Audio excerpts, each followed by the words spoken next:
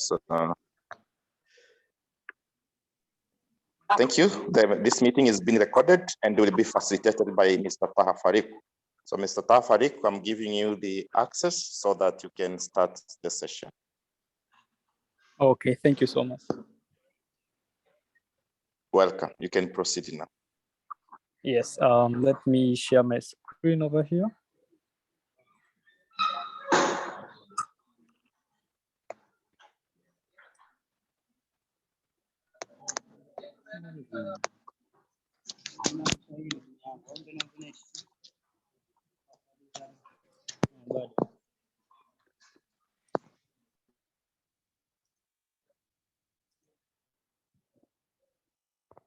Okay, so my name is Taha Farouk, as said earlier with Dr. So today I'll be giving a presentation about malware analysis and what you can get through it, and as well as the career path that you can go through it with. So yeah, that's the part for the introduction, the quick introduction. So yeah, I am the CTO of Hackett Consultancy and an exploit developer at 0 Day for Days, which is an exploit development team founded by MLT, an ex-member of Team Poison. And I am a red teamer by professional, malware developer, a malware analyst, and a programmer. So when people hear about malware analysis, they tend to think of that name as something which is most likely to be an illegal activity. But actually, malware analysis is kind of different from malware development. So what malware analysis is like a combination of reverse engineering and analysis at the same time. So in malware analysis, we can come across analyzing PDF files, which are document files. We can also come around on analyzing binaries, as well as analyzing pickup files, which are network packet files. So like packets are loaded and you're given the file and you need to analyze them. So yeah, a simple explanation of what malware analysis is from the book known as Practical Malware Analysis states that malware analysis is the art of dissecting malware to understand how it works, how to identify it, and how to defeat or eliminate it. And you don't need to be an Uber hacker to perform malware analysis. What it means over here, it means that malware analysis is not like a skill that anyone can have. So it's something that you need to focus on and practice in depth.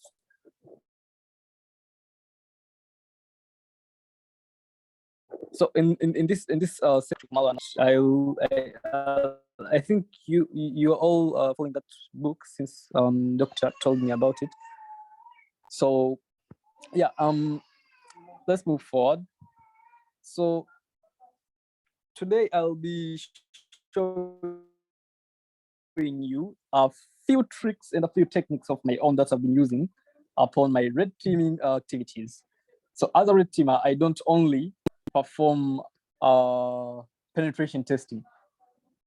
So red teaming is more of like a wide scale career or something like that, because penetration is inside red teaming, malware analysis is inside red teaming and malware development as well. So sometimes when I am performing a red teaming activity, or I mean a scenario case of red teaming, I have to create a malware.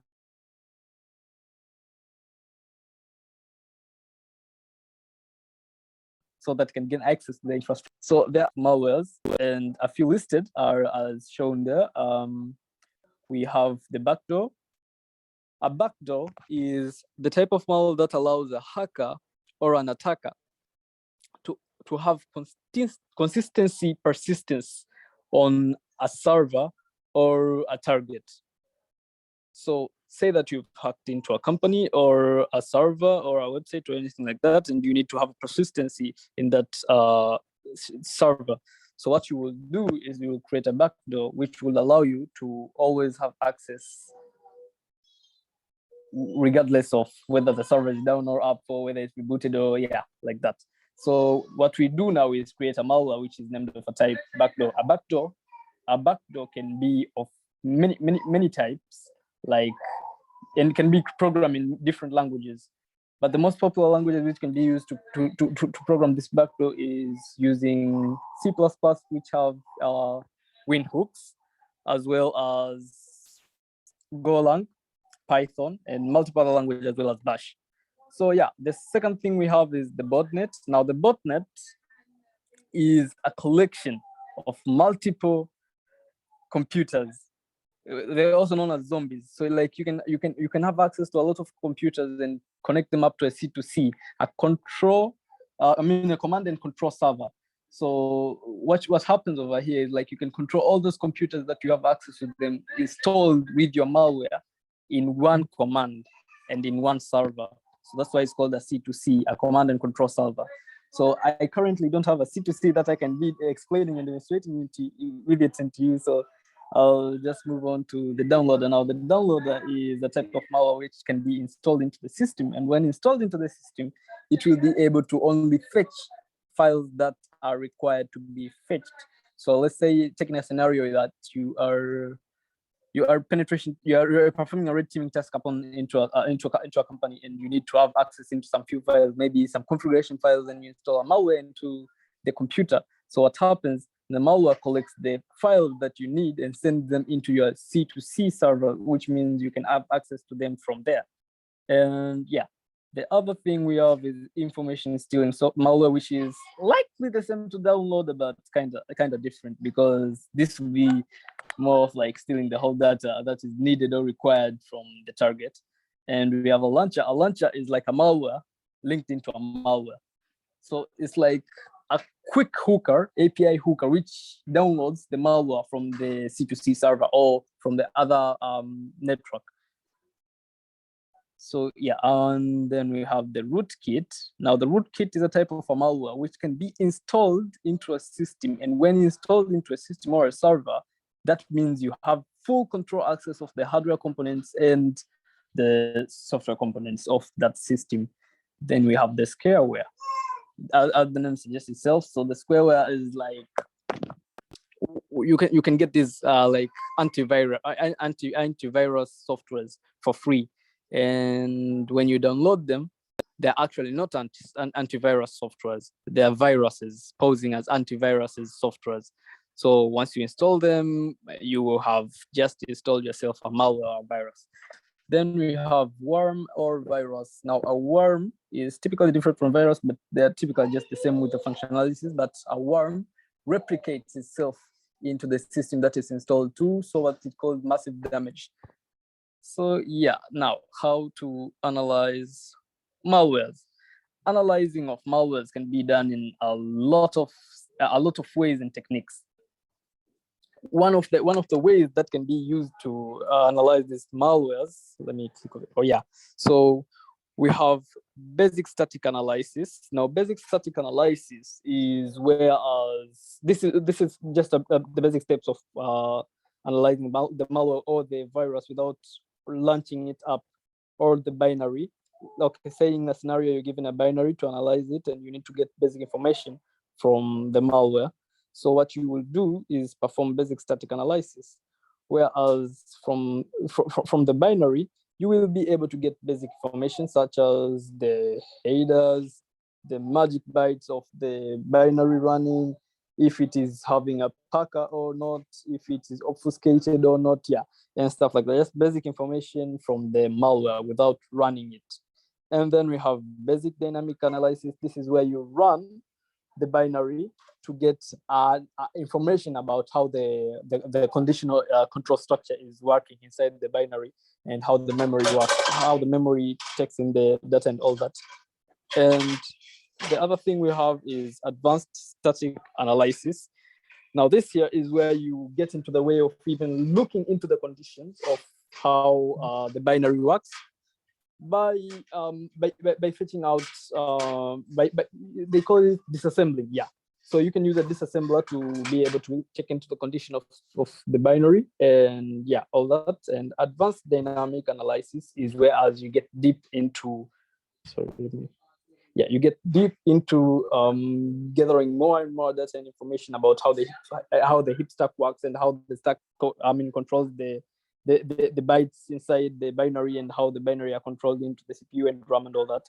So using a debugger, disassembler and all that, the decompiler. Yeah. So yeah, now let me. I have some binaries over here that I need to demonstrate. So if anyone has a question till there, let me know while I set up the lab for demonstrating to you guys.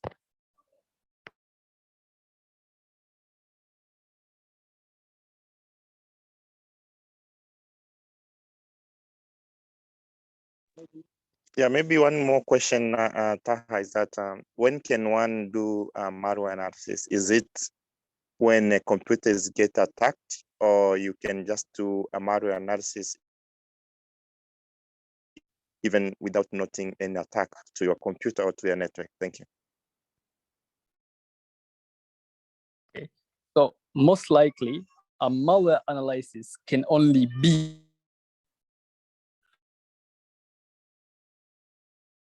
done when a computer activities,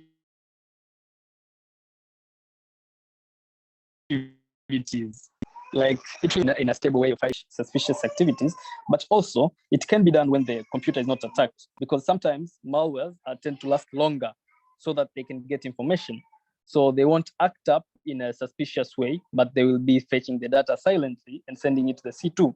So yeah, both ways will work accurately fine.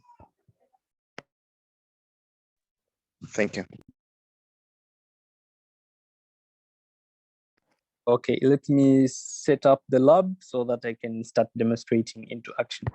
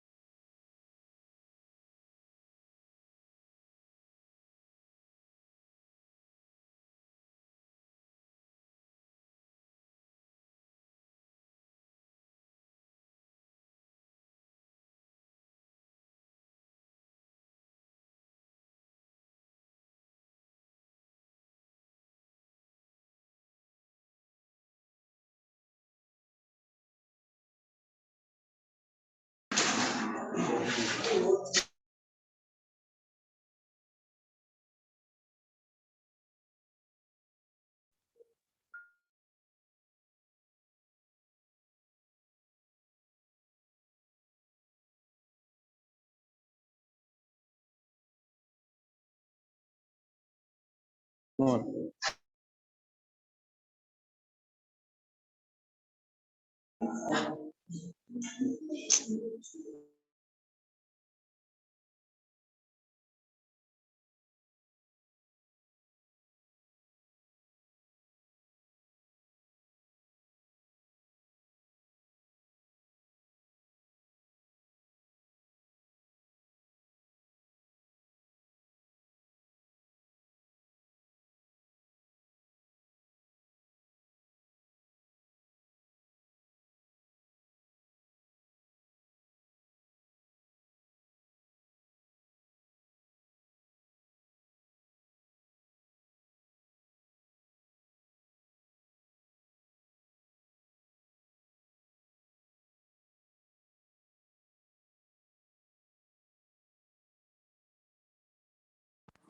Okay, yeah, sorry, it took a while.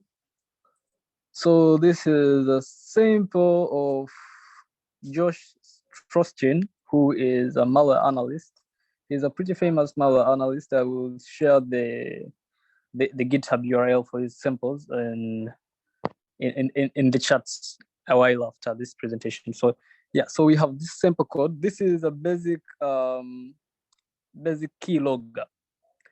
Now, this keylogger isn't actually linked into any C2C server, which means it's not harmful, but it is harmful according to the functionalities of how it is set.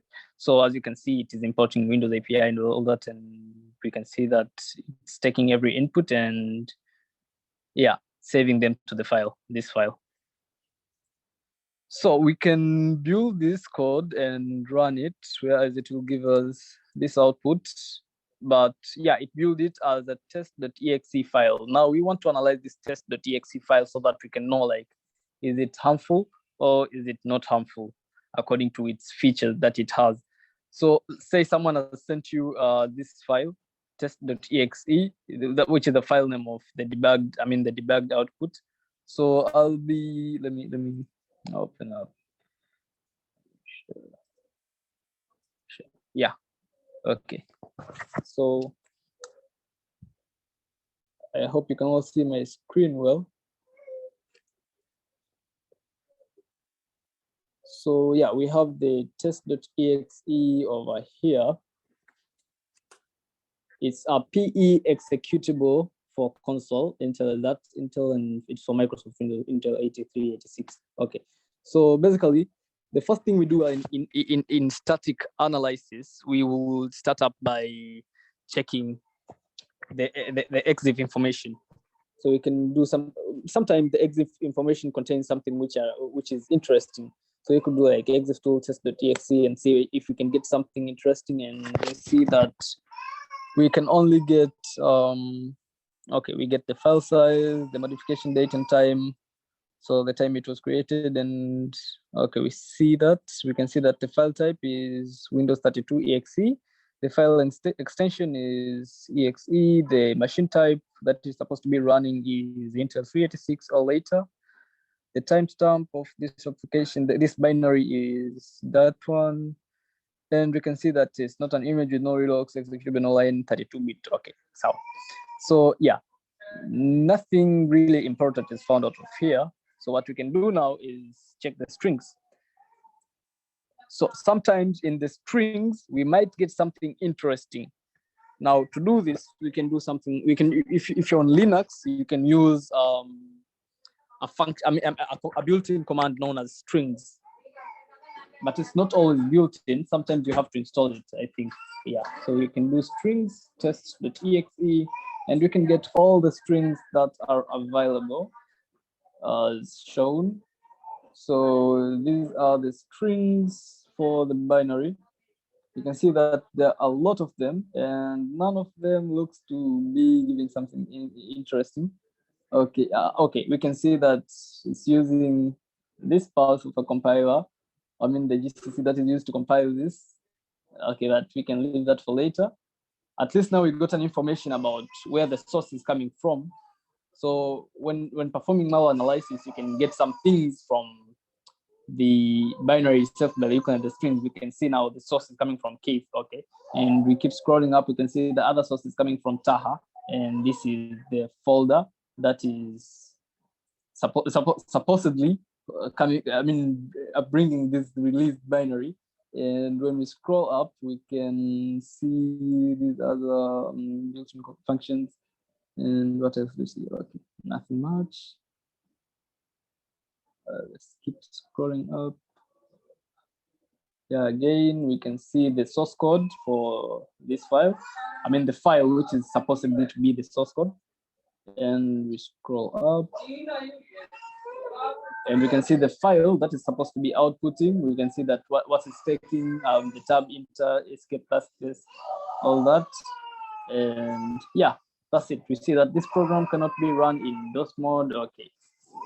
Nothing much other than that information of the sources that this binary is coming from. Now, sometimes let me do this, cp test.txt to something like out.txt. Okay, let me do px-9 out.txt-o out1.txt. Yeah, so sometimes you might be given the file as, let me fact.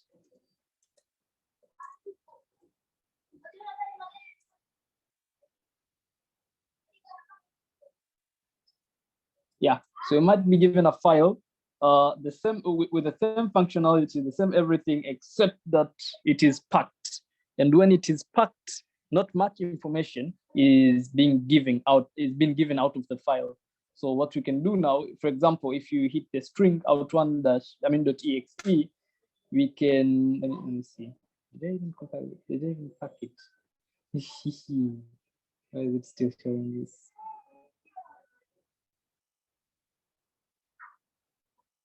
Yeah, so yeah, you can see that the information about the clear text as was seen earlier, we can see like here it's not really that much readable, and scrolling down we can't get much information from it. So it's kind of like obfuscated. This means that it is packed. So when a binary is packed and you're given, you can't get much information from it. You're supposed to unpack it. Now, how do you unpack it? You do this, and then you write out.exe, and now we have the unpacked file. But that depends with which packer it is being used. So, like over here, I use the packer known as UPX. Kwa hiyo UPX is like the most famous packer. Kwa maana ina compress the file and ina hide readable outputs, inakuwa sio readable outputs.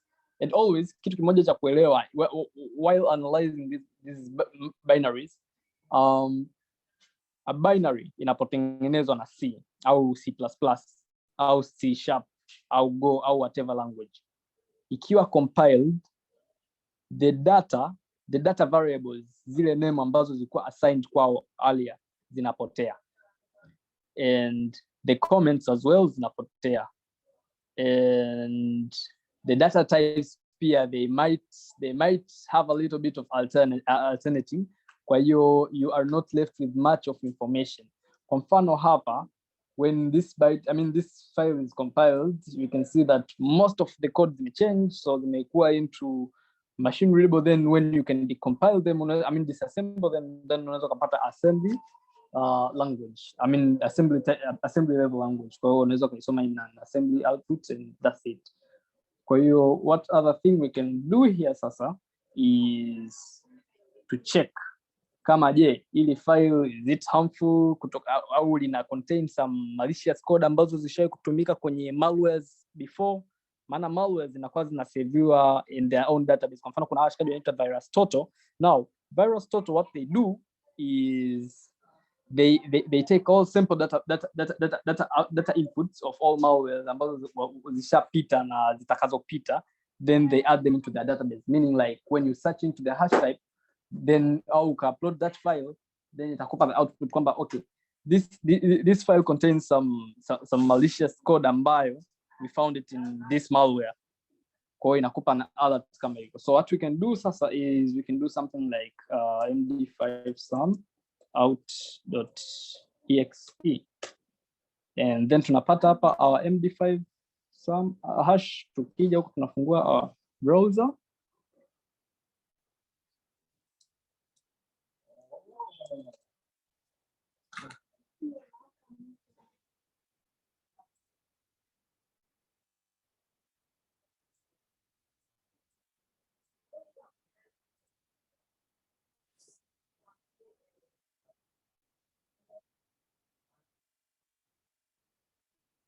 Okay, so imefunguka hapa. Let me do that.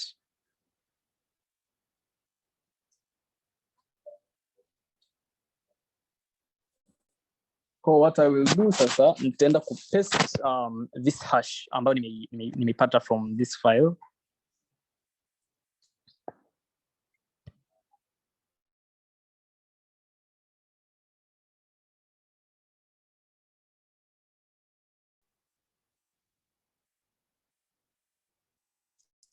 Ili tuone, je, does it contain some malicious ambazo zilikuwa zimetumika earlier on other file. So we can click enter.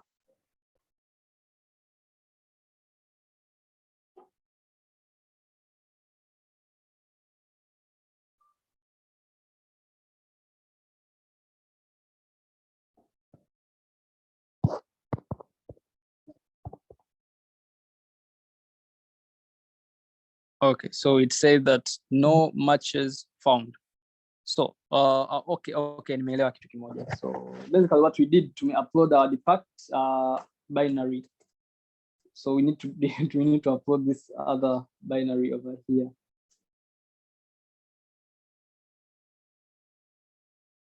So what I'll do md5.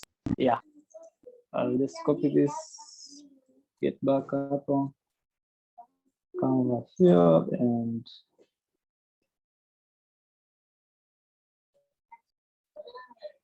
I'll upload this. Start button, click enter.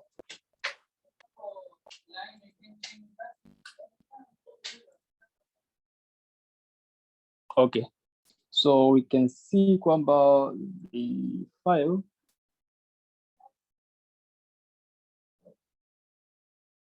contains has 6 security vendors that flag this file as malicious. Kwa kuna 6 security vendors which flag this file as malicious. We can now scroll down hapa kwenye the detection part, and we can see kwamba okay, kuna this security vendor ambayo anaitwa Bika Pro wamedetect kwamba inatumia that library hapo ambayo it is suspicious malware, and inakuletea hapa kwamba it's unsafe.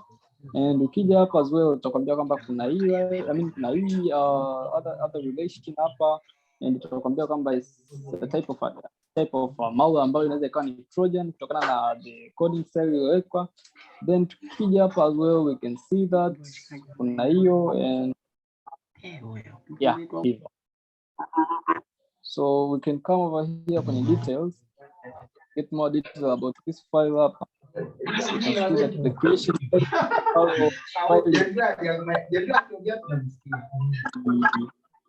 tarehe 12 mwezi wa 5 the last analysis ofanyika ni hiyo muda.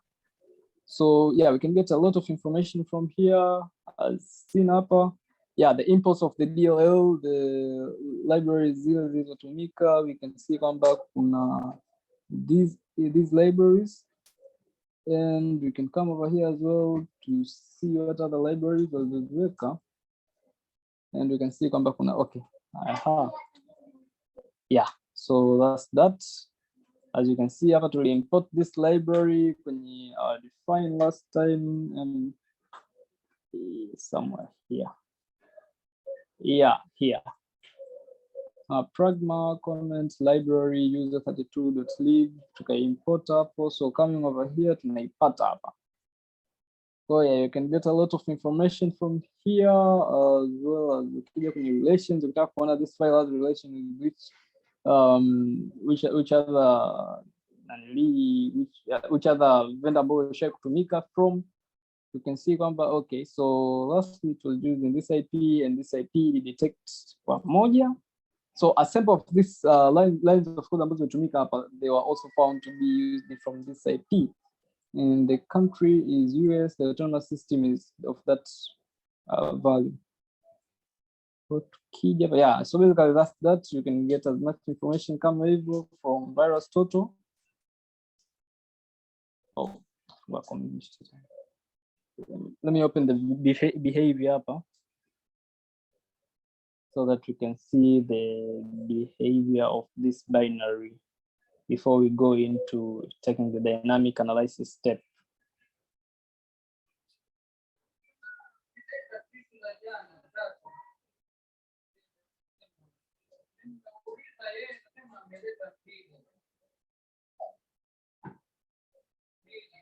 Okay, so all right.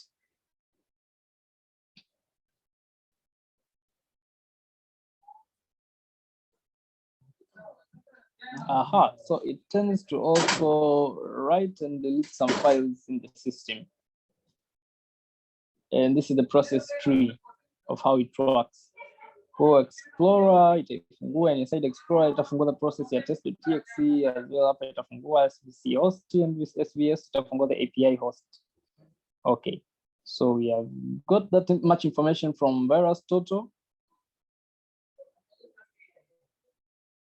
which is not bad, that evil. So just 6 vendors have detected the file as malicious, which means it's not really that malicious, kwamba itakuwa very dangerous. So let's take the next step into performing analysis. I mean dynamic analysis.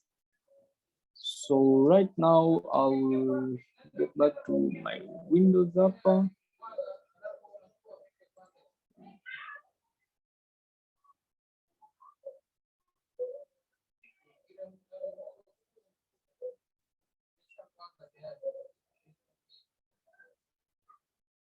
Yeah, so this was the sample ambayo ilikuwa imetengenezwa after I opened the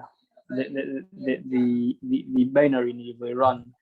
Kama unavyoona hata nikirun hapa sasa hivi nikibuild, nikirun afu nikiandika tab space tab enter afu nika control alt.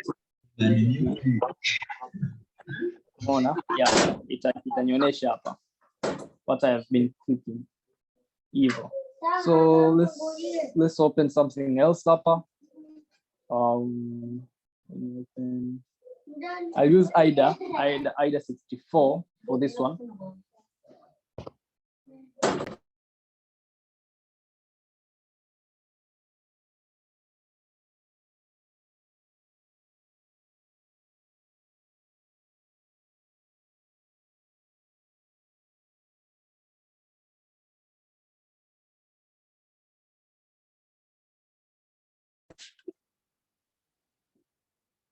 Okay, so now we can just click on disassemble new file.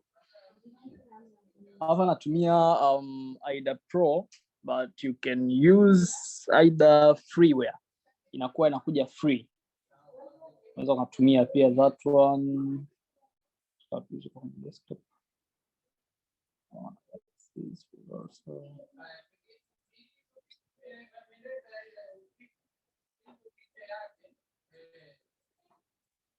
Okay, so we just upload the file up. Then it will what type should I choose up? So it's a portable execution for 80. Yeah, this is the one. It is not DOS64, it is PE64. Want click OK. Wait, I want to also load resources, and I click up load resources, then I click OK. And itaanza kuload hapo, admit use function bounds, import file numbers.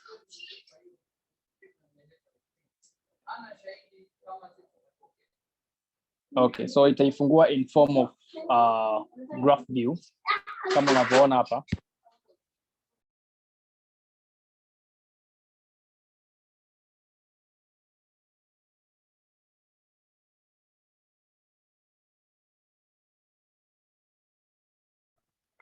Sorry, yeah, so let's move on. As I was saying, kwamba we will get a graph view up of how this will be working.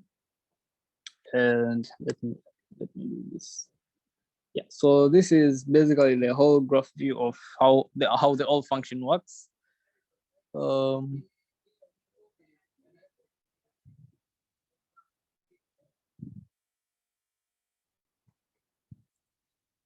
So yeah, okay. Now then we can start analyzing this file up, because this file up in an assembly format, so it is disassembled wanaita. What you can see over here is the disassembled output of what the program would look like. And I think hapa in IDA wanakuwa na kuletana the pseudocode. Let's see,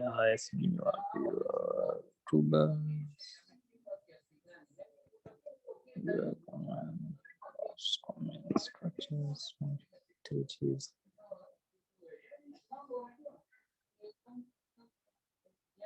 It should be somewhere here. Okay, wacha nifungue na GDRA hapa. Okay, so GDRA ni a tool ya reverse engineering ambayo ilikuwa imetengenezwa na these guys wanaitwa NSA, National Security Agency. The guys ambao walikuwa wametengeneza GDRA. So GDRA is really good software used for reverse engineering and malware analysis, kwa sababu inakuwa inakupa output nyingi tu, sio tu the graph view, inakupa pia na the decompiled pseudocode. Close, import.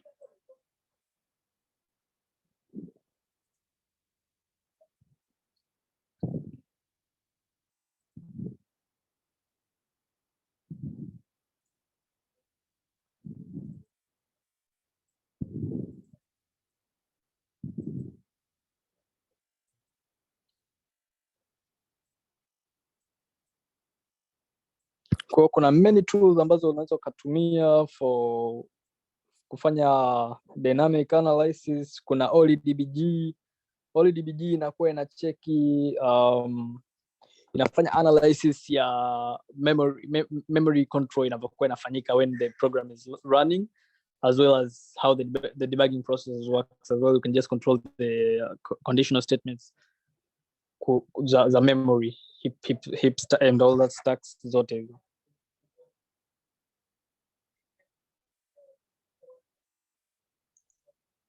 Open the default tool.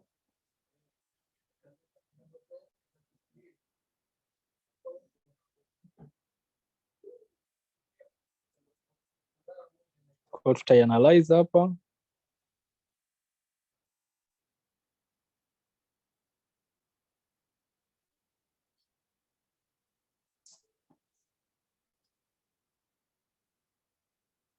I hope you're all seeing my screen very well.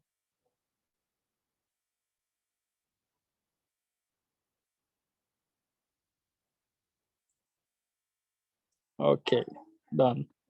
Kwa umeona hapa kuna hii option ya decompiler, we can click there and we can come to functions hapa. Then from here we can click on this main function and itatushushia hapa the pseudocode of how the binary would look like in an example of the pseudocode. So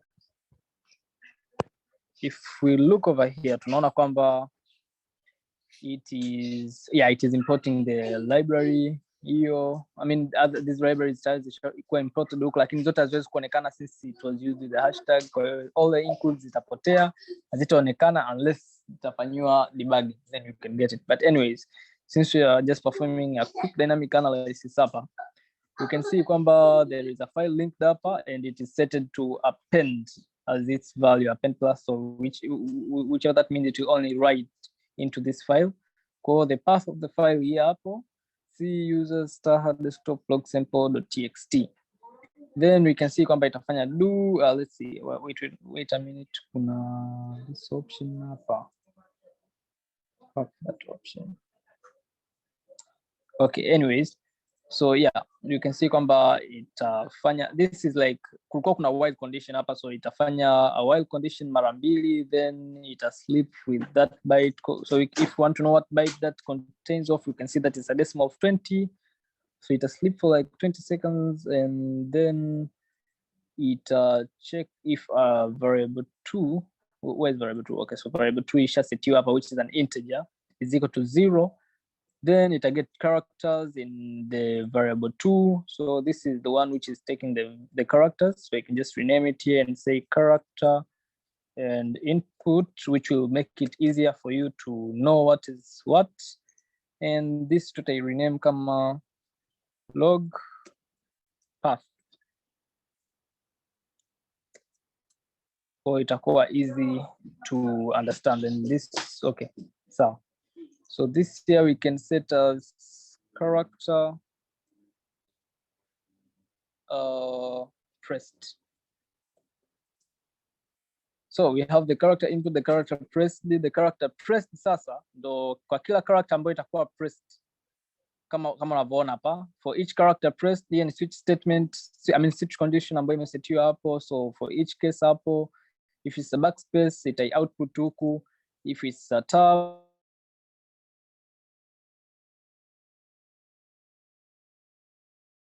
it output huku, if it's enter it out. So then it close this man hapa. See, when you open something you need to close it at the end of the day, the handler. Yeah, so hapa close the handler file as seen over here. Kwa hiyo, yeah, so basically from this over here you can recreate your own function ukaandika vizuri tu according to how you have read this file, so that you can, this is the pseudocode, ndo naita pseudocode when you are performing malware analysis on a binary as seen here. Kwa hiyo from this over here you can just recreate what was written earlier kama unavyoona hapa. Yeah, as I told you kuna while condition here hapo, then ita sleep for 20, then ita initiate hapo, then itaanza kucheck characters, and for each characters utakayoandika ita output kuja kwenye ile file as I said earlier, kutoka kwenye tulichokuwa tumekisoma pale. So yeah, easy as that. Tumeweza kudecompile certain, I mean disassemble and as well as decompile Keylogger, which is an example of a basic simple malware.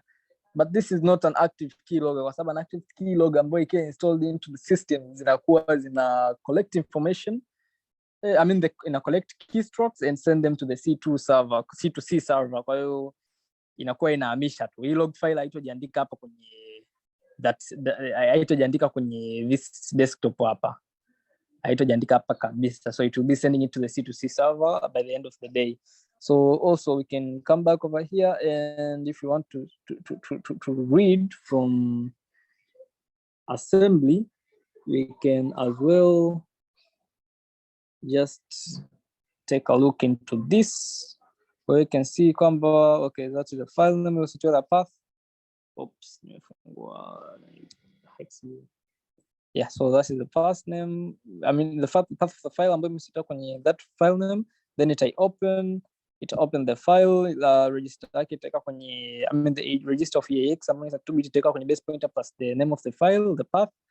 Then we can see kwamba it call the sleep function with this value, itakuwa subtracts into the stack base, I mean the stack pointer. Then it call this thing ambayo ilikuwa imekoliwa hata huku mwanzo. Yeah, this functionality hapa. So yeah, then you can see kwamba it's a switch kwamba itajirudia because it's while. That's why umeona imetoka hapa imerudi hapa ikajirudia, as you can see over here. So we can also see kwamba if not itakuja itaendelea huku chini, then ita get the character.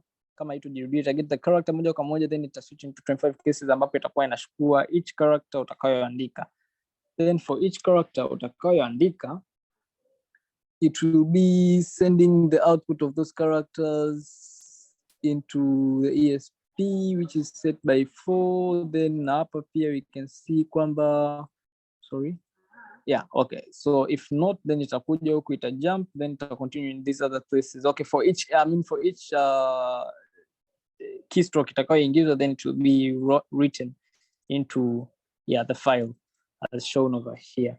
So this is for enter, this is for tab, this is for escape, this is for backspace, and this is for unknown character ambayo itakayoingizwa. Other than that, it will perform this you wanaita a negative jump. Yeah, it will compare kwanza with this value, which this value ni 27. So if the character, okay, so basically it will compare the capture of the characters with 27, then it will do a negative jump to the output.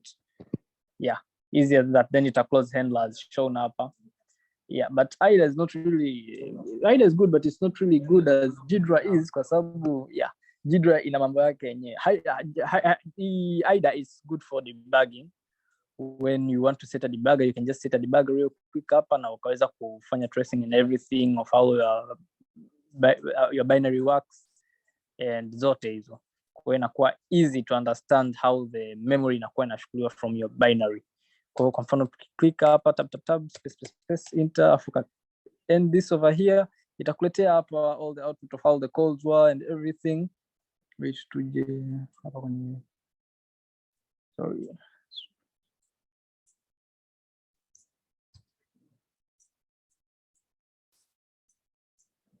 Okay, let me run this.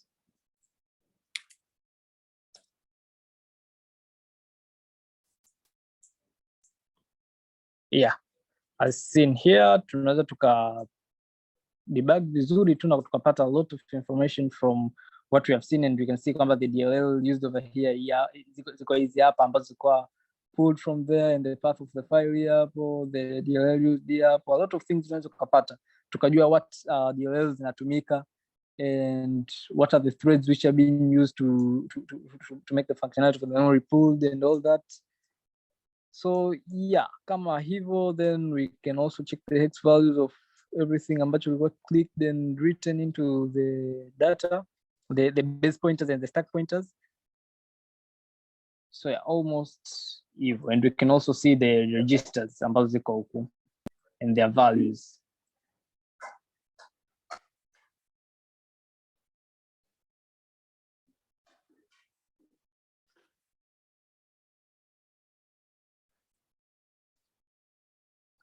So yeah, and also uzuri wa IDA ni kwamba ukiwa unafanya reverse engineering au unafanya analysis kwenye, kuna zile wanaziita Python byte compiled binaries, unaweza inakuja na compiler yake hapa ya Python. So basically you can just run your code hapo kama unataka kufanya analysis of that, I mean Python byte compiled code, okay, I mean the binary, unaweza ukatumia this binary hapa kuweza understand vizuri how the binary works. So basically inakuja with a lot of things ambazo Jidra ina. So yeah, all of them has their cons and pros kama unavyoona. So Jidra inakuja vizuri kwenye pseudo coding, lakini IDA pia unaweza install plugins. So yeah, basically that was that. Kwenye upande dynamic analysis and static analysis unaweza kufanya, I prefer to do my static analysis kwenye Linux machines, lakini also I advise not to use your main host kufanya analysis, because sometimes you never know the binary you are running is how malicious it is. Well, when you are running it, inakuwa ina affect your computer or your host.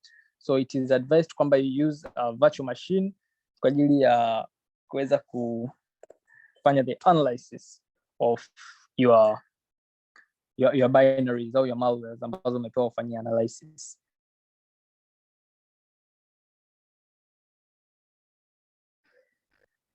So yeah, so that was how you are able to analyze that keylogger ambayo kodi yake ni hii hapa. I will share this file on the group ya WhatsApp so that you can all practice on it.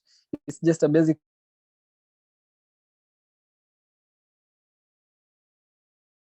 keylogger, kwa hiyo haina C2 wala nini, and it's other binaries. Unakuta unapewa a binary ya keylogger ambayo imekiwa C2C server, so you are going to have to perform debugging ili kuweza kuelewa how the socket works, kama kuna like C2 ndo ina connect network kwa port gani, and what's the IP of the C2, all that you have to analyze them. Kwa hiyo you need to be extra cautious and careful ukiwa una analyze such malwares.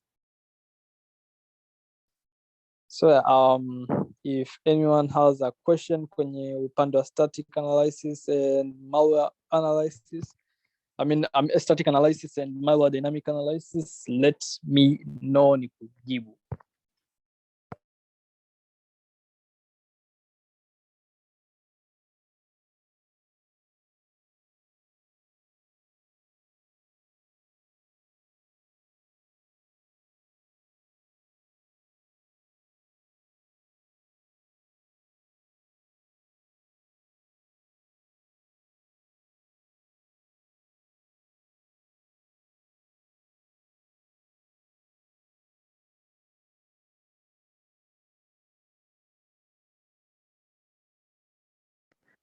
Any questions?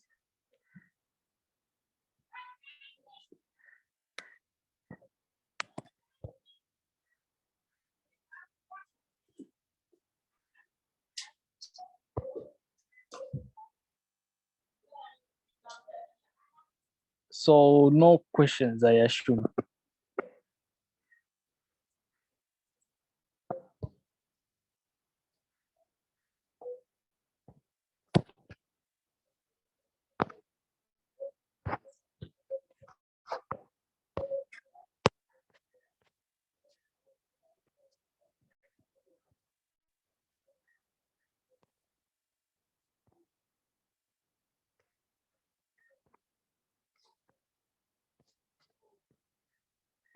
So I am hoping wote mmeelewa kwenye upande wa dynamic analysis and static analysis. That was only basic static analysis and basic dynamic analysis so far, kwa sababu tumetumia sample of malware ambao ni basic keylogger ambao haina C2. I hope you all noted that. So if you guys have any question, let me know. Please, ili niweze kujibu.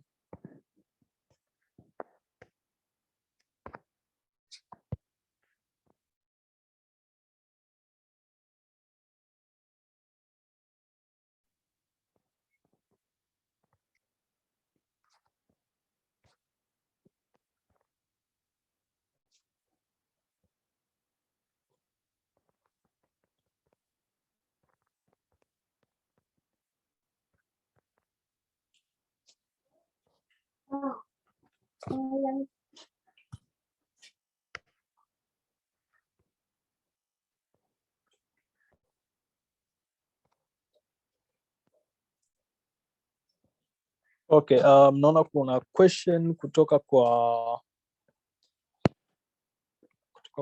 anaitwa Julius. Yeah, yes, umuhimu wa kujifunza assembly language ipo na ni kubwa sana. Ukiona, as I said earlier, ukicompile a binary, your binary itapoteza some data types, data names and comments zote uzoweka zitapotea. The data sets as well zitapotea. So what happens, itakuwa compiled into a machine processed binary. After that, your machine processed binary, wewe ukianza sasa kuianalyze, inakuwa converted into an assembled level language code. Kwa hiyo you need to read from there. Nimeona kwenye VT kwa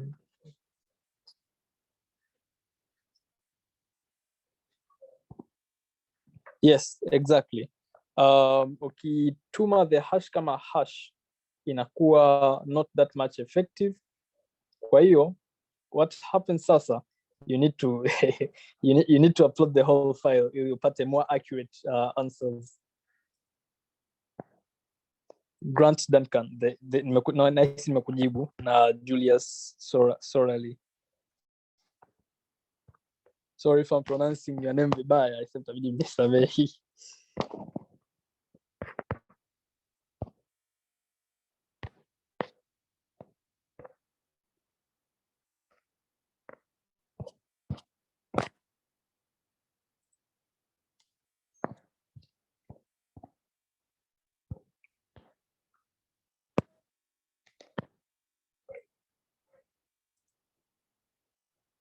Any other question?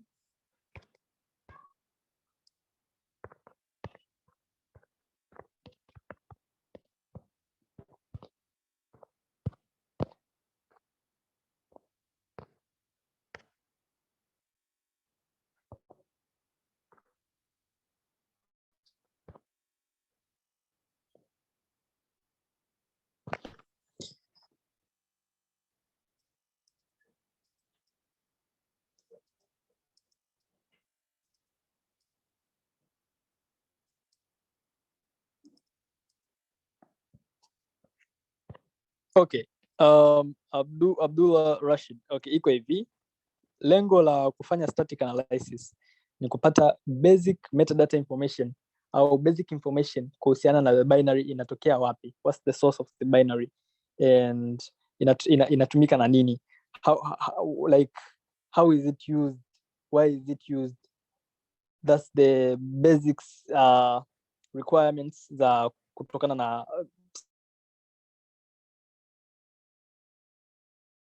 static analysis, lakini uwe na uwezo wa kuelewa why this binary is working, how can you stop it from working, and is it having malicious codes while it is working, how is it processing any malicious libraries from the Windows or from the machine that it is launched from. Hivyo, so unaweza kukuta umepewa binary, and kama ulivyoona hapa, the binary ilikuwa opened into disassembled language, kwa hiyo ilikuwa not easily understood, so we had to run it up in pseudocode ili tuweze kuelewa the same of the code written into that binary ili kuweza kuinterpret into a normal language from like a reference kwenye C language, I mean C language, then from the C language tukaona kwamba okay, so iko hivi na hivi na hivi. Yeah, that's it. I think nimekujibu Abdullah Rashid.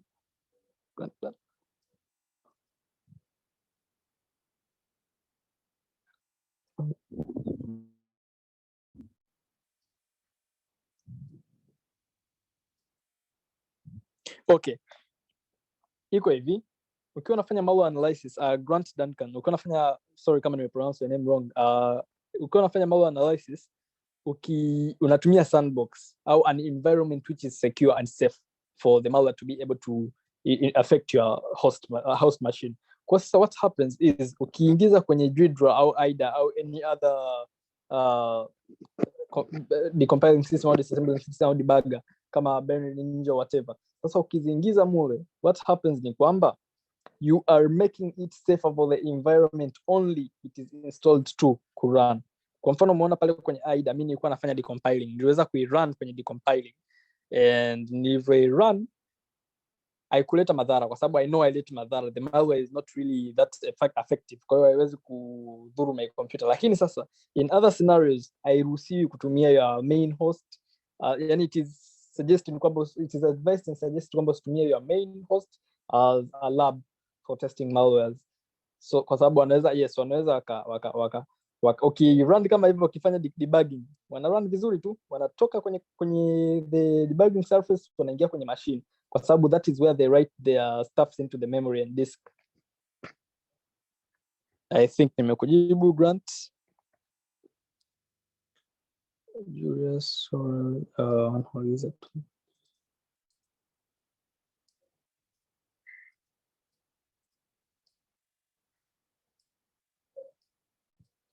Yes, tools kama RE, I mean Radia 2 wanaita na GDB ziko nazo, unaweza tu kuzitumia vizuri kwenye kufanya static analysis. Kwa mfano Radia inakuja na a pre-packed tool inaitwa Rabin 2. Let me see kama ninayo hapa Rabin 2.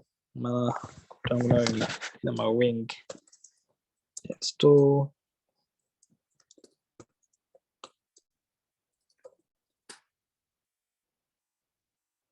okay, sina Rabin 2 but ningeonyesha hapa quick demonstration of how Rabin 2 works.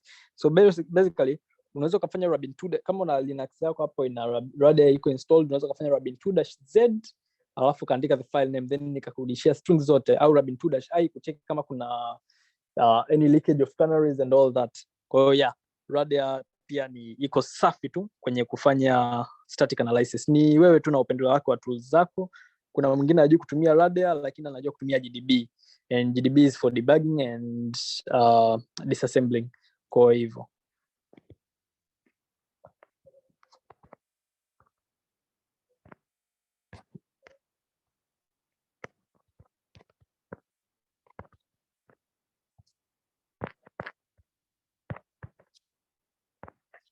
any other question?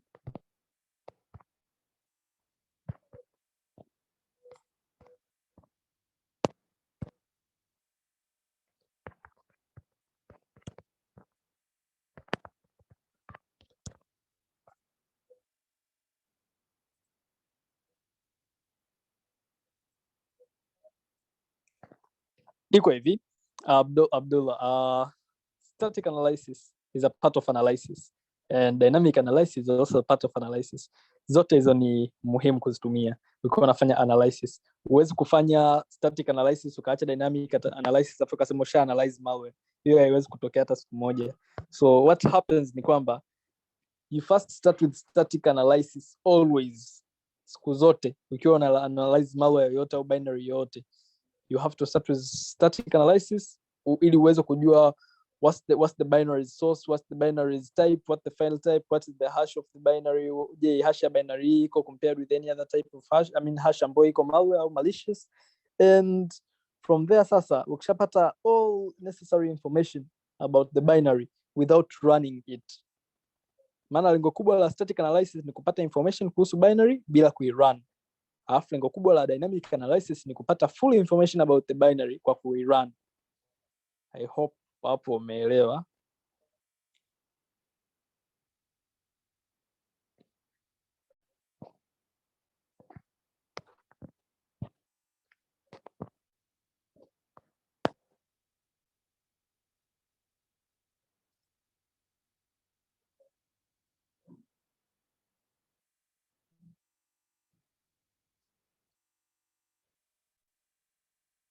Okay, perfect. Swali jingine?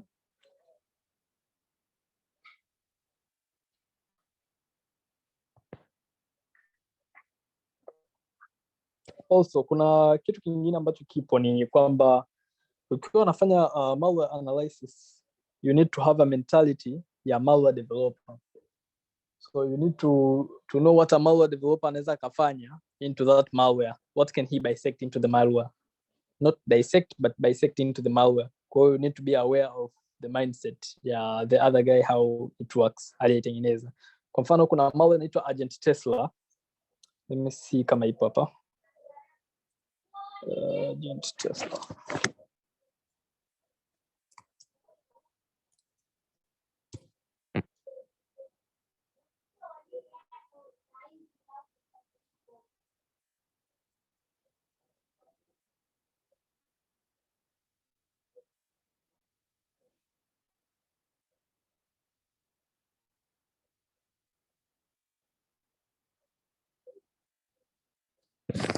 Hiyo scenario, Grant, that's a nice scenario, lakini mimi binafsi sijawahi kukutana na hiyo scenario na sidhani kama hiyo scenario inaweza ikawepo.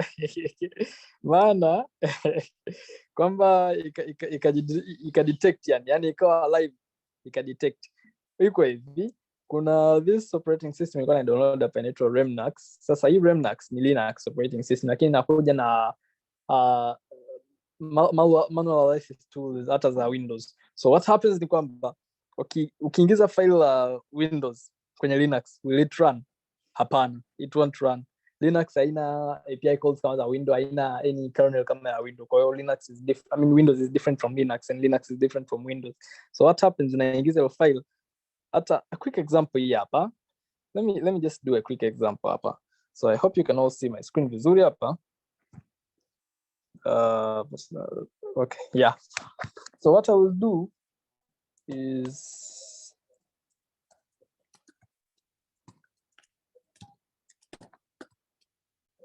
okay, nitajaribu kuirun test.exe hapa haitarun. Kwa nitafanya chmod plus x test.exe, nitaipa executable permission then nitairun.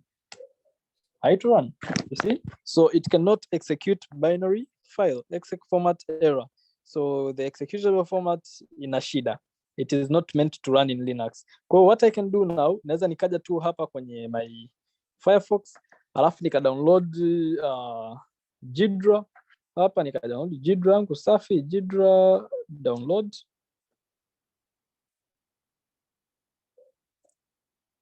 Then at the end of the day, nikaifungua in Jidra, nikaifanyia debugging fresh tu, na ikawa inashindwa kususpect the, I mean kurun and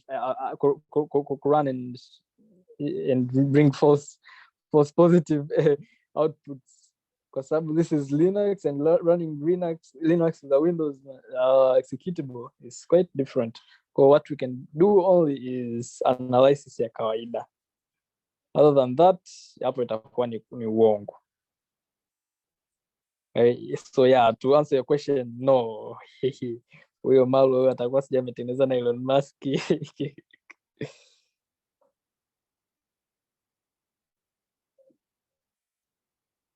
Kwa kuna hii kitu hapa. Huyu ni malware mkali sana, anaitwa Agent Tesla. So let me paste it here, and you guys mkipata time mnaweza mkapitia hizo source code hapo, na source code zake hapo safi kabisa. Naweza kazisoma hizo source code mkazielewa how it was written. Huyu malware aliandikwa na kikundi cha ATP. So iko very very subsistence kwenye mambo yake anayofanya. Kwa hata the code ukiangalia iko in a way ambapo ni hatari. Wametumia yes encryption, wametumia madude mengi yani. So yeah, you can take a look into that and analyze that if you get time. Any other question?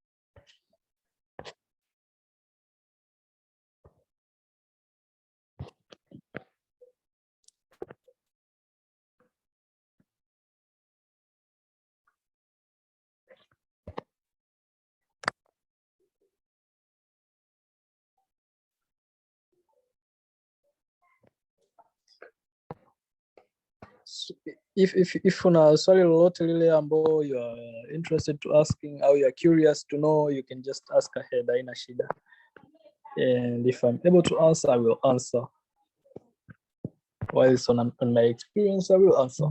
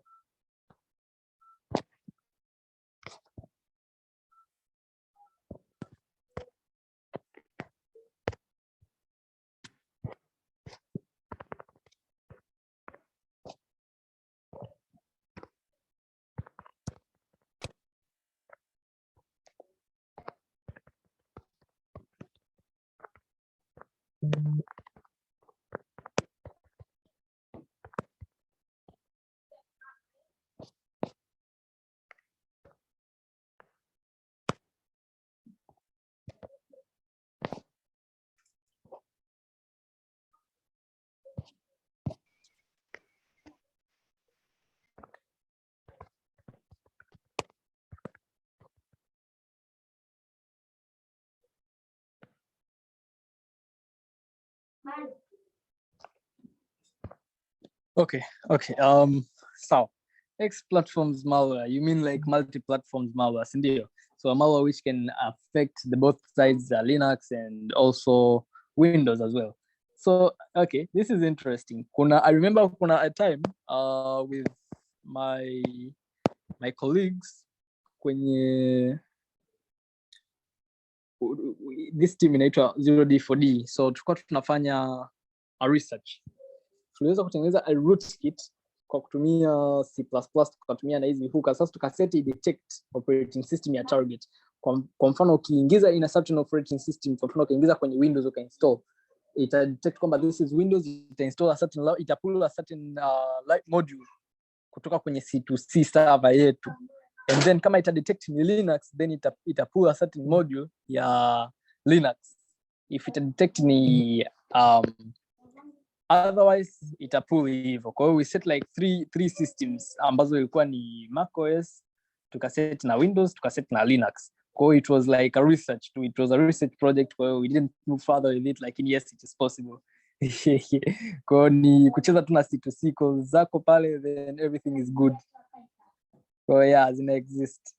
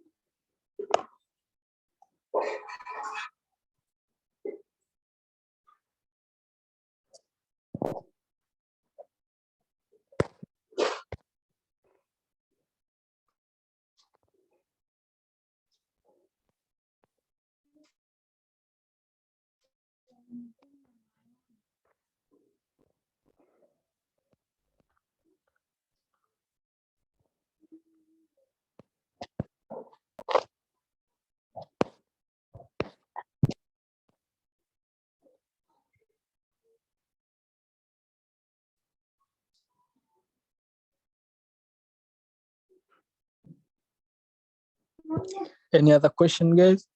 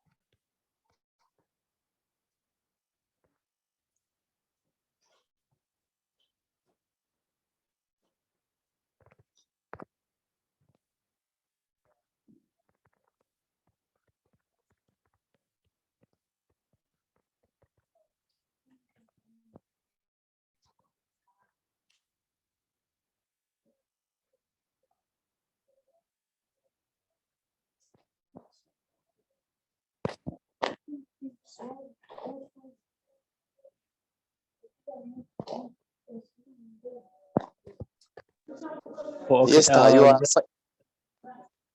Sorry?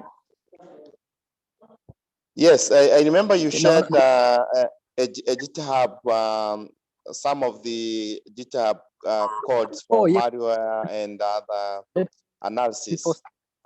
Do you think the tools we covered could also be used to explore some of those codes so that we can identify the malicious code insights and then the impact they can cause, because I'm also planning to give it as an assignment to the class. So I think you can also try to highlight in case you think there is important issues that you need to mention on the GitHub code that you shared on the malware, I think, program. Thank you.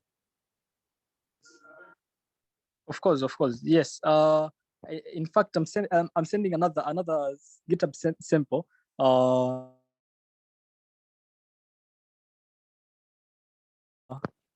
To yeah, there. So this other sample, it contains a lot of malware sample, ambapo one can choose on whichever sample to analyze. Kwa hiyo if you guys are interested to doing network malware analysis to know how to get the malware from a pickup file which is captured. Kwa hiyo unaweza kukuta a captured file for 12 hours zip homo, and you need to analyze it so that you can understand what type of malware was installed into the system and how did it affect the system. So you can use that. So yes, of course, yes. Zote unaweza decode, decompile, debug using the tools that I've used earlier kwenye hizo GitHub pages ambazo nimeziweka hapo kwenye chats. And to answer your question, Grant Duncan, unauliza about EFI malwares. EFI malwares zinakuwa slightly different. Kwa EFI malwares zinakuwa, ili kuzidebug, kwanza unatakiwa uweze kuextract the MBR partition of the the affected of the affected BIOS or UFI yenyewe.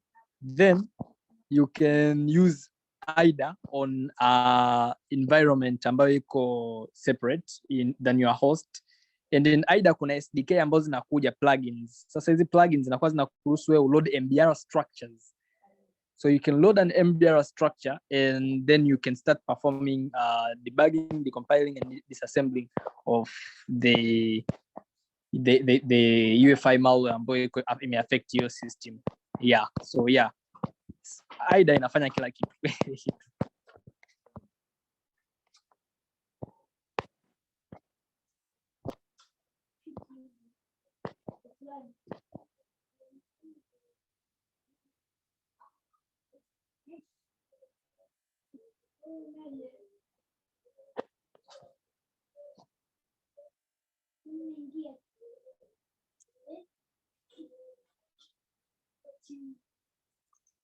So yes, and kuna hii nyingine nayo, this another GitHub, hii GitHub ambayo nimetuma sasa hivi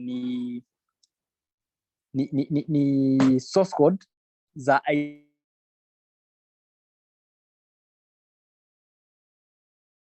agent Tesla. Kwa mkitaka kufanya analysis with that source code ili kuweza each API call ilikuwa inafanyika into the C2C server, so then mnaweza mkaziweka kwenye safe environment and mkaweza kuelewa in depth how the malware worked. Kwa hiyo ni an already disassembled, decompiled code ambayo iko hapo, and it is written kabisa in their plain source code yenyewe. Yeah.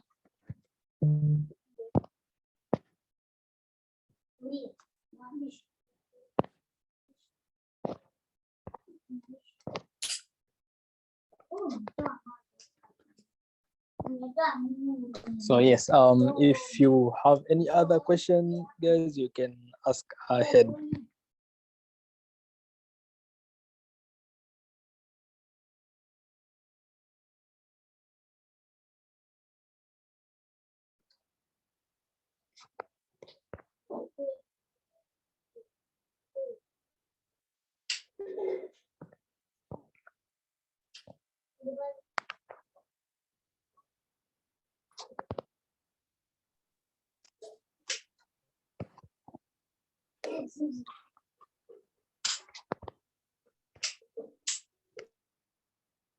Kuna hizi tool kwa mfano IDA Pro and AllDBG. I'm not sure if we also try to cover some of them, or you can also access some of the tools, even which are not listed on the content I shared, which can be used maybe to do this kind of the analysis, because I'm planning to give out some of the work. And I think if we have a variety of tools to test or to use, then could also be an advantage to us as we are also trying to run and gain more hands-on experience on the malware analysis. Of course, yes. IDA Pro is not much of a necessity, kwa sababu IDA freeware unaweza kupata just as much functionalities ambazo zinahitajika kwenye IDA Pro. The thing with IDA Pro ni inakuruhusu wewe kuinstall external plugins ukiwa unafanya your advanced malware analysis, kwa sababu unaweza kukuta una reverse into UEFI malware, kwa hiyo unahitaji install plugins za UEFI, decompilers and disassembles these, so that you can be able to get a clear code. Other than that, yes, only DBG ni kama unavyoiona hapa ipo, pia tunaweza tukaitumia, and tunaweza tukatumia pia and wanaita IDA, kuna IDA mbili, kuna IDA 32 bits and 64 bits. So whatever you work with on your system, or your system runs on the architecture, then unaweza install according to the architecture ambayo run on your system. And yes, kwa hiyo Jidra, IDA, they are most likely the only thing needed kwa ajili for all of this, kwa sababu unaona only DBG is good, especially for Windows binary malware analysis. Kama unavyoona hapa, we can get a lot of libraries ambazo ziko inserted kwenye each calls hapa, as you can see hapa. Kwa yani inaleta everything in much of a clear readable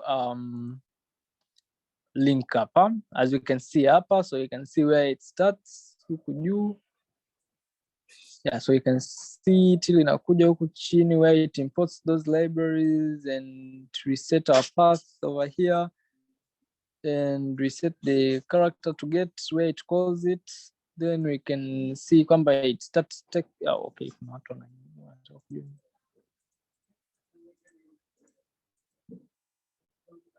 So yes, we can also see kwamba it takes each call keystroke and writes it, and it closes it.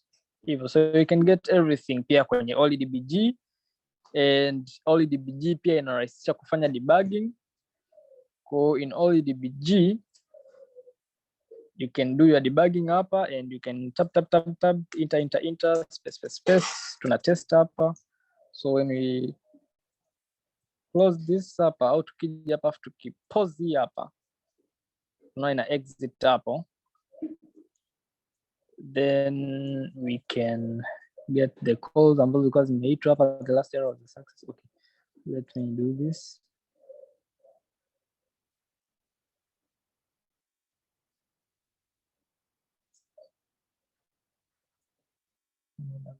Okay, let me start debugging again hapa.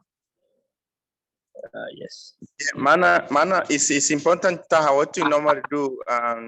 For example, as we are preparing for the university examinations, I'm planning to put the 20 marks compulsory question, and I will just try to create a scenario. For example, maybe you are given malware code, and you are supposed to use software like DBG, and then I will try to design or set up questions which will be which will require students to know step-by-step procedure of using DB tools, and also trying to give out the necessary steps. Kwa hiyo nadhani ni muhimu kwa sababu tutakuwa na swali namba 20 ambalo ni la lazima kwa mwanafunzi kufanya. Kwa hiyo that's why it's important what you are demonstrating, and other tools. I have also seen other good tools that we have covered. You may find some of them in maybe section A or section B, and then require a student to have an hands-on experience or using those tools. Kwa hiyo ni muhimu kwa mfano hizi techniques unazozitoa, basi kila mmoja wetu akazielewa, sababu ndio maswali ambayo tutauliza kwenye mtihani. Asante sana. Okay, sawa, nimekuelewa vizuri. Yes. Okay. So OLEDBG is a debugger, as explained before. This debugger inakusaidia wewe kuweza kujua how the calls zinafanyika pamoja na which register inakuwa inasaviwa with which call and which value. As we can see here, tumeweza ku run the application from here and tukawa tunaweza kuset hizo keylogger zetu, and coming over here tuka click the pause, then we can come to debug and close the application. Yes, ika close hapo, and let's rerun it again. Debug, restart the run. So as shown hapo tuna restart the run, and okay, the values kama zinavyoonekana hapa ziko hivi. So we can now start writing, clicking spacebar and enter, and then tukaja hapa tuka click the pause and tuka run. Wait, yeah, done. So you can see kwamba zimeongezeka accordingly to what we clicked. Go from here you can start analyzing each register inakuwa inaenda na vipi pamoja na okay, we can also see kwamba imerudi hapa kwenye this address 773 hiyo ndo the address ya mwisho kuwa called kutoka huku juu kote. So now from this one we can open Gidra. Where is Gidra? Gidra.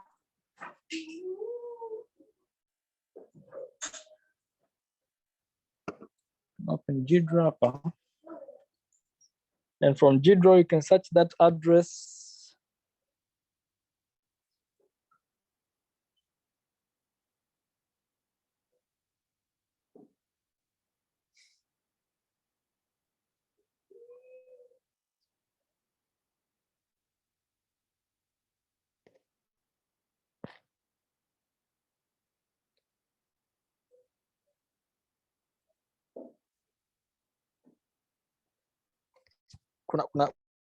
Kuna some videos, I mean links to the videos in YouTube. I am also going to send them. Let me in the chat hapa ambazo zinaelezea how a step by step scenario on how using OLEDBG to analyze something evil. Okay, so yeah, from here now we can search for that where the search function level. Sorry, where the search address. Okay, so we can now just get back over here and search for this address.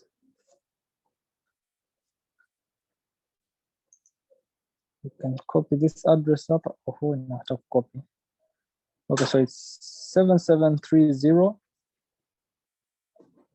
2CFC 2CFC. Yeah, then we can click next and search for all from the memory. Tutafute code iko wapi.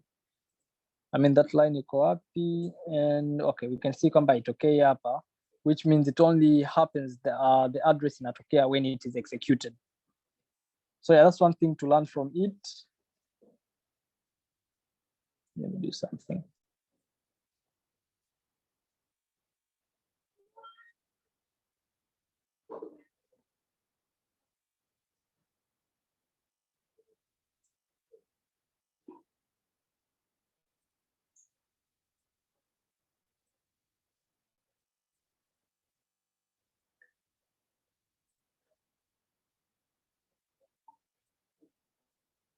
Yeah, still, kwa hiyo yeah, it's only an address ambayo iko generated only when the binary is run.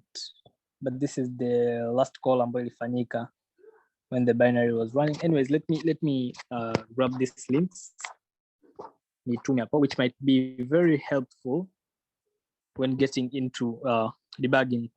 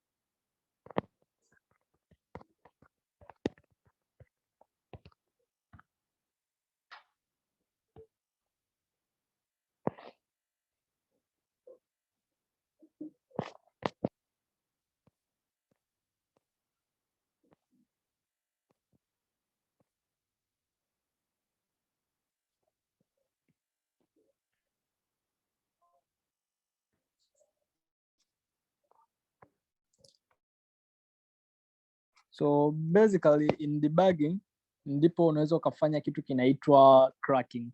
And naona hapa Grant ameuliza swali. So okay, iko hivi.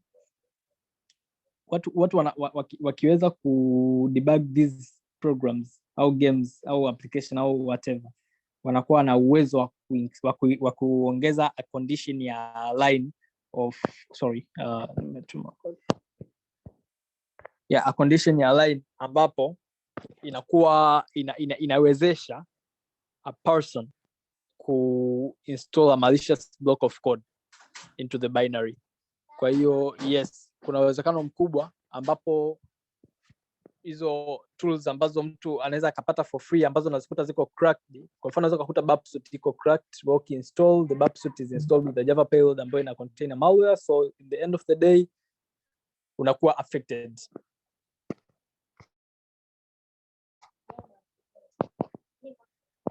Kwa OllyDbg pia unaweza ukaitumia kufanya unpacking.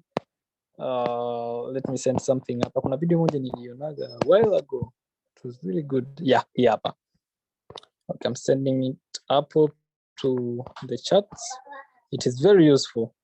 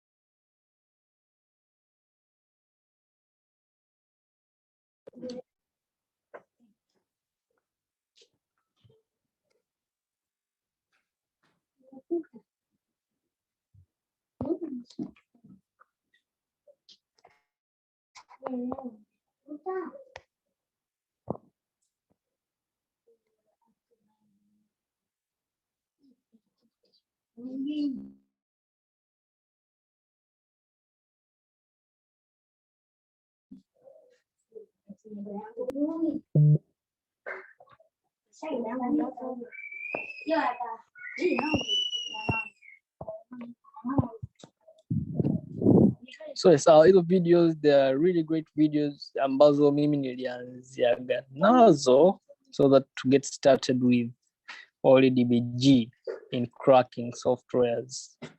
Lakini you can use them for debugging as well. Yeah, the importance zake ni kwa ajili ya debugging. That's the main aim of these tools. Kwa hiyo other than wait, kuna another video hapa. Let me look for it real quick. These videos are very, very important when you're getting started with OllyDbg.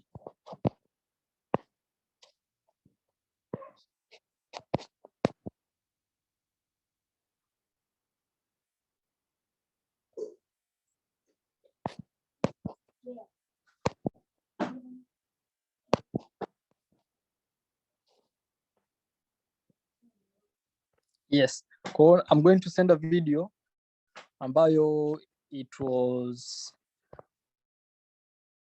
ni muda kidogo, like this guy alikuwa ameweza ku bypass a software check kwa kutumia OllyDbg. It's really interesting. You can take a look at that video and utajifunza mengi sana. Let me send it up. Nimeshaituma hapo. Yeah, so this video ina vitu vingi sana. You can learn a lot from it. A lot sana. Kwa sababu it contains the way jamaa alipokuwa anafanya debugging, jamaa alipokuwa anacheza na hashes, jamaa alipokuwa anafanya hexing, everything. Pale jamaa ameelezea.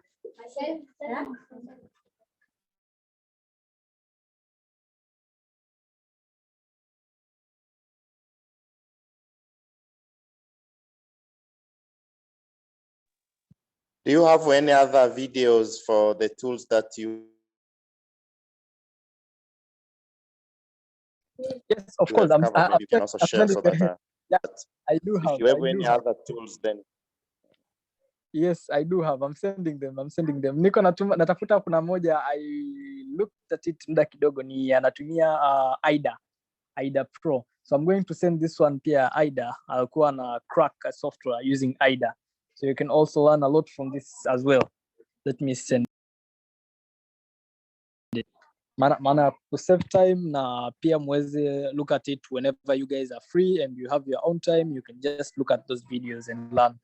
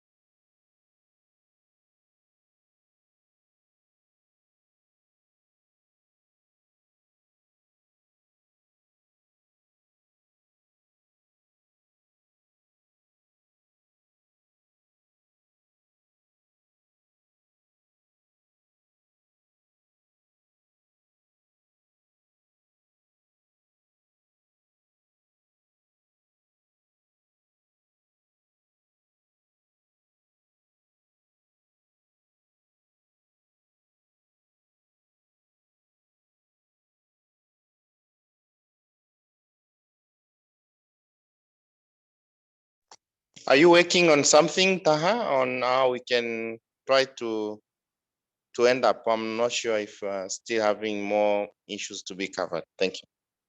Yeah, sorry, I'm trying to demonstrate something up real quick. I'm trying to demonstrate this challenge ambayo niliweza kuitengeneza this year. It was on May of 3rd or 4th, I think. Yeah. So the challenge was basically aimed for the competitors waweze ku reverse engineering a malware ambayo nilikuwa nimemtengeneza. Basically ana any malicious intents, lakini the main aim was to get the username and password ambayo this malware had, so that you can log in and get the flag. So that is what I'm going to try to do hapa, lakini naona inanipa this errors, so I have to open Visual Studio Code ili niweze kudemonstrate. I hope itakuwa very useful. Sure. Yeah, let me open it up.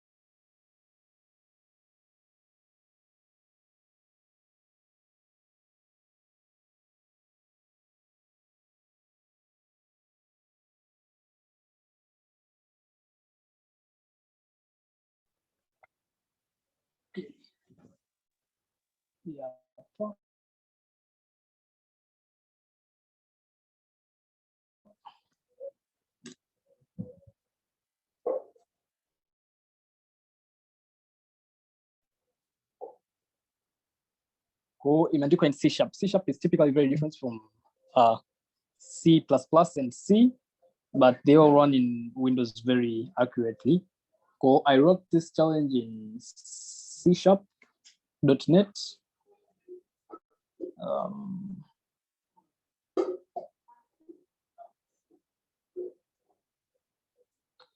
Let's wait imaliza kuload hapa.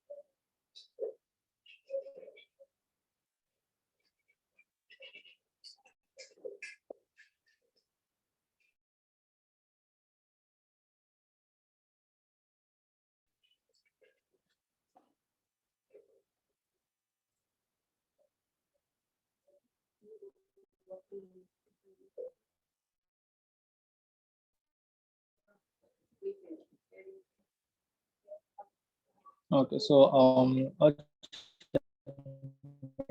run up for this program and inakupa na option ya pili ni kuomba hint. So when you click on hint, inakwambia, do you really even know how to reverse me? So yeah, let's show the, it takes some time kidogo. When you type in any name login, inakwambia try again. So what we can do right now, let me close this here. Remember, this is .NET based binary. It is written in C#. Sasa, how are you able to get the core contents of this file up without having to go through multiple ways of suffering? Kwa hiyo sasa you can see kwamba hii inakuja na DLL yake hapa. Kuna hiyo, I mean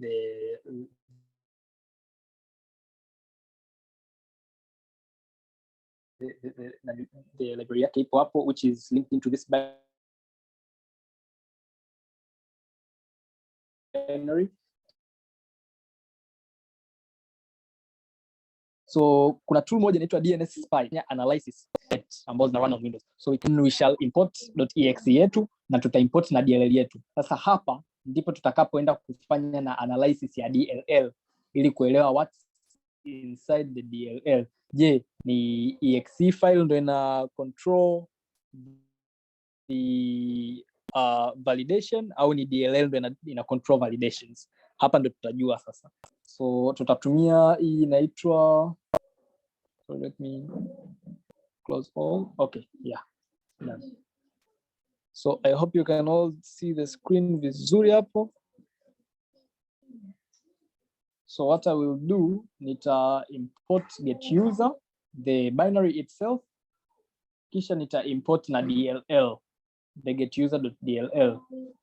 Then sasa, kama unavyoona nilivyo import to get user.dll, nimeweza kupata the simple source code of the configurations ambazo ziko hapo. And tukifungua hapa this get user, tunaona kuna PE header hii hapo. Tukifungua kuna DOS header, kuna file header, kuna optional header, kuna section 0, section 1, 2 mpaka 6. All of them hazina anything much important ya kutupa. So it looks like the exe file, the binary, doesn't process anything kwenye hii the whole application. For the DLL file ndio ina process kila kitu. So if you open the DLL, tunaona kuna get user.dll. Then tukicheck hapa kwa chini tunaona kuna hii function inaitwa get user. So when we click on get user, tunaona kwamba tunafungua kuna application configuration, kuna form object na kuna program object. Go to click on form object, then we can get the whole source code ya form ambayo inakuwa inafanya validation hapo. So we can see kwamba the first thing it does, it is username box validating. So hiyo ni function ambapo itacheki kama username is empty. If it is empty, itasema username should not be left blank, and other than that itacheki kama username username imeingizwa sawasawa na runctf_admin, and then itasema itatupa the flag if it is the same as okay nimeelewa. So italeta kwamba no error here, and other than that italeta hint, itakwambia hint or no, then click on the int, itakwambia do you even know how to reverse me, and hapa we can see kwamba we have this username ambayo inatakiwa iingizwe hapa. So we can just copy this username here, and we can try and put it hapa kwa hii form ili tuone what will be the output. So when we click over here, we can see kwamba inakwambia run ctf bracket go get the rest of the flag. Kwa hiyo imeweza kutupa this part of the flag tu peke yake. Other than that, imetuambia tupate the rest of the flag. So the rest of the flag tunaweza kupata inside the source code by reviewing the source code. Kwa hiyo you can see that this is the secret flag which is needed. Kwa hiyo easy as that, niliweza kutengeneza simple binary which teaches how to analyze the binary in depth and review the source code. Kwa hiyo kuna tools nyingi, kuna DNS spy ambayo inarahisisha kufanya analysis ya .NET binaries and C# binaries. Easy as that. Kwa hiyo kuna a lot of binaries zina kazi zake na software zina kazi zake. I hope hapo you have understood. Nicholas, Rungu at 2020 is not for user, but yes, it is for user. It is like the secret code hapa. You may notice mapema. Ukiandika Rungu at 2020 nakupa flag nzima hapa kwa juu kama unavyoona run ctf easy rock.net. Wow, na macho. So Rungu at 2020 is the secret code ya kukupa the whole flag. So you need to be able to analyze the DLL ili kupata the whole validation code ambayo imefanyika hapo in C#. So I hope wote mmeelewa multiple tools ambazo nimeweza kutumia including DNS spy, IDA, GDRA, strings pamoja na OLDBG kwa mbali. That was about it for today. I will send the videos and GitHub links kuhusiana na .NET binaries ili mweza kuzireverse. Thank you. Asante sana Taha, and nadhani ngoja tutafute ni nani ambaye yuko tayari aweze kutoa neno la shukurani kwa ndugu yetu Taha kwa namna ambavyo ametupatia grant. Sijui kama unaweza kuzungumza. Karibisha ili uzungumze neno la shukurani kwa ajili ya wanafunzi wenzako, na tutaendelea kuwa na Taha kwenye grupu kwa muda, lakini baada ya muda tutamuondoa pale tutakapoona nadhani tumeexhaust kumuuliza maswali. Karibu Grant. Asante. Sijui kama mnanisikia. Yes, nakusikia. Nashukuru sana Bwana Taha, tumepata knowledge ya kutosha. Na hopefully itawezesha pia kwenye siku nyingine kupata knowledge pia zaidi, maana knowledge huwaga haitoshi. So tunashukuru sana. Nashukuru sana. The pleasure is all mine. You're all welcome. Asante sana Taha, nadhani tutaendelea kukuuliza maswali, na kama una video za DNS spy na other tools ambazo tumecover, then kwenye group kule unaweza ukaendelea kuzishare kwa muda, any other material, maybe PDF, PowerPoint, kwa sababu na mimi kwenye mitihani yangu nitajaribu kuuliza kutokana na hivi vitu ambavyo tumevikava, lakini pia ninajua practical malware analysis book. Ni kitabu ambacho kiko very exhaustive, na kuna kitabu kingine tunaweza pia tukakishare kwenye grupu, na hizo GitHub files ambazo tutatuma pia tutajaribu kuzitolea assignment, hasa ambazo zinaendana na hizo tools ambazo tutakuwa nazo.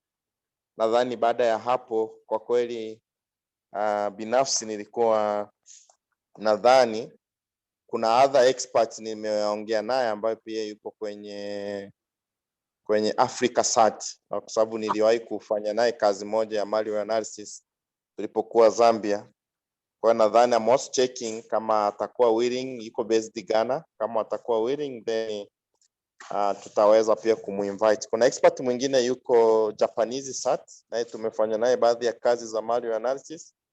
I will also try to check kama atakuwa available aweze pia kushare experience, kwa sababu binafsi mimi ni muumini sana wa hands-on kuliko kutoa theory nyingi ambazo muda mwingine wanafunzi anaishia tu kukariri na kujibu mtihani lakini habaki na chochote. Lakini tunapopata experts ambaye anafanya kwenye mazingira, kwa mfano kama hii kodi ya mwisho iliyoelekeza, basi inampa mtu yale mazingira halisi ambapo akiwa either kwenye mambo yake ama mtaani ama kazini, basi anaweza akafanya vitu ambavyo ni somehow practical kuliko kumjaza theory nyingi alafu unakuta hana kitu ambacho anabaki nacho. Kwa hiyo mimi ni muumini wa practical, na mara nyingi huwa ninaamini sana kwenye engagement ya experts, ili at least tuweze kufika sehemu wanafunzi anaweza kubaki na kitu. Najua it was not easy to have you here, but at least we really appreciate kama ambavyo Grant ame appreciate. Tutaendelea kuwa na wewe, na kama kuna jambo lolote ikitokea umepata kitu ambacho kinahusiana na malware analysis, basi be free to share to us, kwa sababu hii ni pool of experts, na wengi wa hawa najua kuna wengine umefahamiana nao kwenye hizi competitions za CTF, lakini pia kuna wengine ambao unaweza kukutana nao mtaani. Kwa hiyo it is also a matter of forging collaborations, lakini pia mashirikiano mengine zaidi ya darasani na vitu vingine kama hivi tulivyosoma. Kwa hiyo I really appreciate for that, and mtihani wangu tabezi sana kwenye hivi vitu, lakini pia vitu ambavyo pia tumesoma darasani kwenye kile kitabu ambacho tumekuwa tukikitumia, na bahati nzuri na wewe umekimention hapa, na ninajua pia hapo maswali ambayo mazoezi ambayo nimetoa darasani, I will also try to follow up ili tuweze kukamilisha assessment na hatimaye tuweze kujiandaa kwa ajili ya UE. Kwa hiyo mimi binafsi nawashukuru pia wanafunzi kwa namna ambavyo mmeonyesha muda wenu, maana najua ni weekend. Najua wengine walitakiwa wao mjini wana enjoy, lakini you have decided to spare some times na kuweza kujoin kwenye hili darasa. Kwa hiyo zaidi ya hayo, analyst Taha, labda kama kuna jambo la mwisho ambalo ungeweza kutuasa kama academia, lakini kama kuna kitu kingine ambacho naweza kushauri hasa kwenye industry ya malware analysis ambacho nadhani ni muhimu kwetu sisi pia kukipata, karibu sana.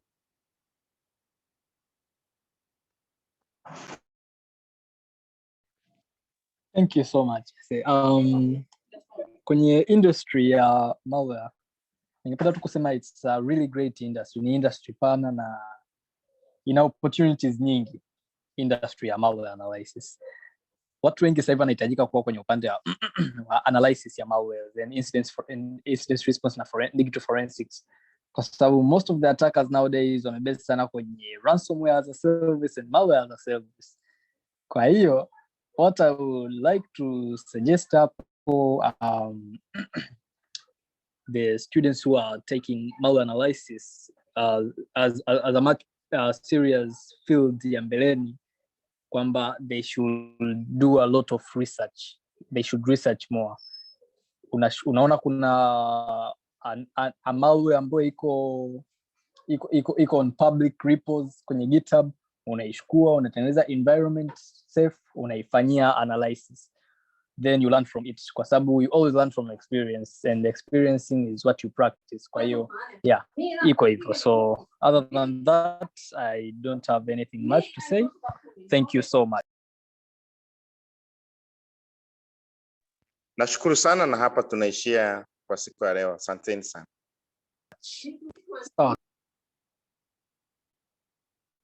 You can end up, okay, I can also claim